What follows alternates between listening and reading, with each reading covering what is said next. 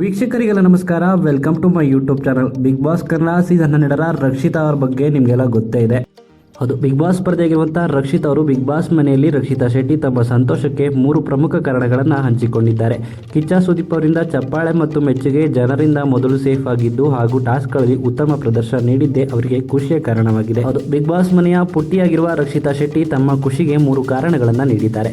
ಶನಿವಾರದ weekend ಸಂಚಿಕೆ ಮುಕ್ತಾಯದ ಬಳಿಕ ತಮಗಾಗುತ್ತಿರುವ ಸಂತೋಷವನ್ನ ಮನೆಯ ಸದಸ್ಯರೊಂದಿಗೆ ಹಂಚಿಕೊಂಡಿದ್ದಾರೆ. ಇನ್ನು ಬಿಗ್ ಬಾಸ್ ಸ್ಪರ್ಧಿಗಳಿಗೆ ಟ್ರೋಫಿ ಪಡೆಯುವುದು ಎಷ್ಟು ಮುಖ್ಯವೋ ವಾರಕ್ಕೊಮ್ಮೆ ಶೋ ನಿರೂಪಕರಾಗಿರುವಂತಹ ನಟ ಕಿಚ್ಚ ಸುದೀಪ್ ಅವರು ನೀಡುವ ಕಿಚ್ಚನ ಚಪ್ಪಾಳೆ ಸಿಗಬೇಕೆಂದು ಬಯಸುತ್ತಾರೆ.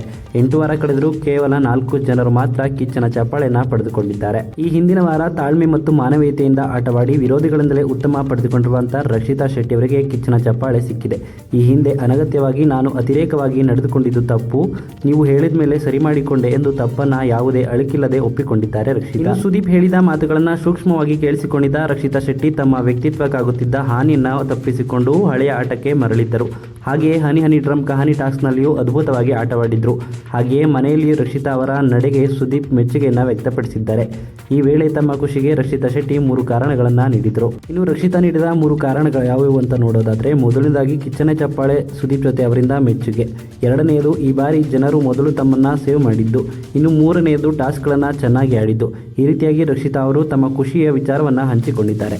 ಇನ್ನು ಈ ವಿಡಿಯೋ ನಿಮಗೆ ಇಷ್ಟವಾಯಿತು ಅಂದರೆ ವಿಡಿಯೋಗೆ ಲೈಕ್ ಮಾಡಿ.